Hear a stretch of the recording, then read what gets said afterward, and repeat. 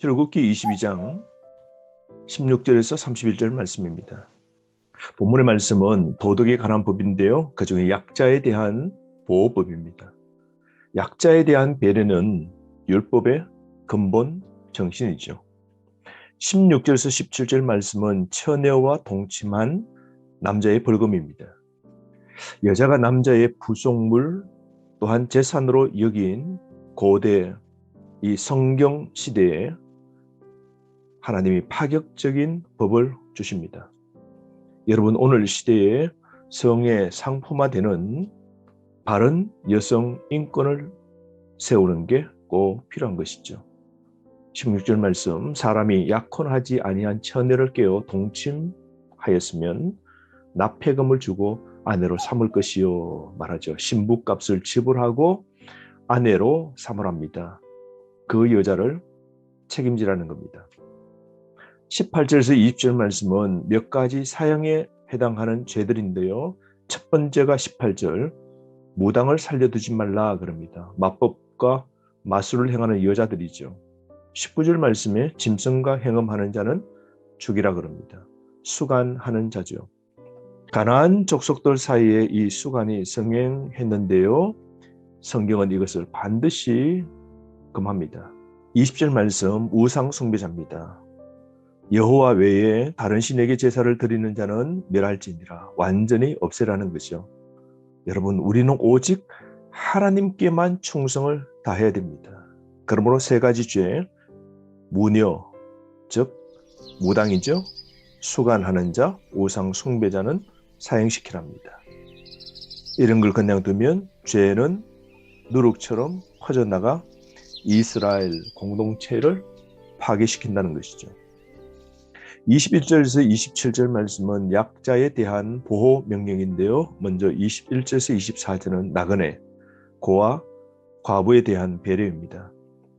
부양자와 보호자가 없어 삶이 위태로울 수밖에 없는 약자들이죠. 이들에 대한 책임을 공동체가 나누어 져야 합니다. 약자를 보호하라, 자비를 베풀라, 이게 하나님의 정신이요, 율법의 정신입니다. 약자의 폭력에 하나님이 개입하셔서 반드시 보응해 주심을 말씀합니다.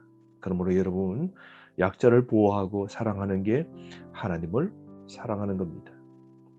25절에서 27절 말씀은 가난한 자들에 대한 배려인데요. 동포 이스라엘을 가족처럼 대하랍니다. 타인, 채무자로 취급하지 말라는 것이죠. 그러므로 이자, 담보물보다 더 중요한 게 사람의 인권, 생명임을 말씀합니다. 그래서 26절, 너가 만일 이웃의 옷을 전당 잡거든 해가 지기 전에 그에게 돌려보내라. 빚의 담보물로 옷을 가져왔지만 해가 떨어지고 춥기 전에 그 옷을 다시 돌려주라는 것이죠. 남을 학대하거나 무관심한 이기적인 태도는 구원받은 자의 모습이 아닌 겁니다. 하나님께 받은 구속의 사랑만큼 남을 대접하는 게 도리인 것이죠. 여러분, 그러므로 우리 주변에 가난한 자, 힘든 자, 약자를 보호하는 것, 이건 성도, 우리의 몫인 겁니다. 주변에 내가 도울 사람, 나의 도움이 필요한 사람, 우리 공동체, 우리 주변에 없는지 살펴보는 것 필요하고요. 그들을 따뜻하게 대하는 것, 그게 율법의 정신이요 하나님의 마음입니다. 27절 말씀, 그것이 유일한 옷이라, 그것이 그의 알몸을 가릴 옷인즉 그가 무엇을 입고 자겠느냐. 그가 내게 부르짖으면 내가 들으리니 나는 자비로운 자임이니라. 여러분, 예수님께서도 우리에게 말씀하셨지 않습니까? 마태복음 5장 40절에 속옷 달라는 자에게 겉옷도 주라고 말씀하셨죠. 겉옷은 생존을 위한 마지막 물품이었습니다. 다 내어주라는 주님의 새로운 계명이었죠. 그러므로 자비하신 하나님처럼 자비심을 품고 살아야 됩니다. 28절 말씀, 너는 재판장을 모독하지 말며 백성의 지도자를 저주하지 말지니라. 여러분, 오늘 이 본문의 말씀은 지상의 주권자를 공경하라고 말씀하죠. 여러분, 이 재판장은 하나님으로 이해할 수 있는데요. 이것이 하나님의 권위를 인정하는 태도임을 말씀합니다. 29절에서 30절 말씀은 하나님께 드림에 대한 것인데요. 30절, 내 소와 양도 그와 같이 하되 이래 동안 어미와 함께 있게 하다가 8해 만에 내게 줄지니라. 소유의 드림은 우리가 하나님의 것임을 인정하고 고백하는 징표입니다. 그러므로 절거히 드리는 것은 하나님 사랑의 구체적인 표현 방식이죠. 여러분, 우리가 하나님께 드리는 것 인색하면 안 됩니다.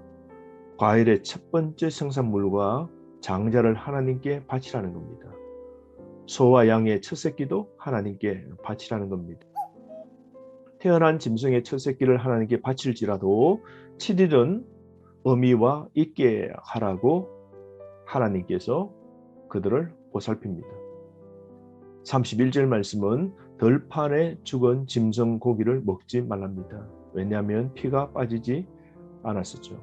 그러므로 언약의 백성은 함부로 먹고 마시고 사는 것 아니라 구별되어 살아야 되는 것이죠.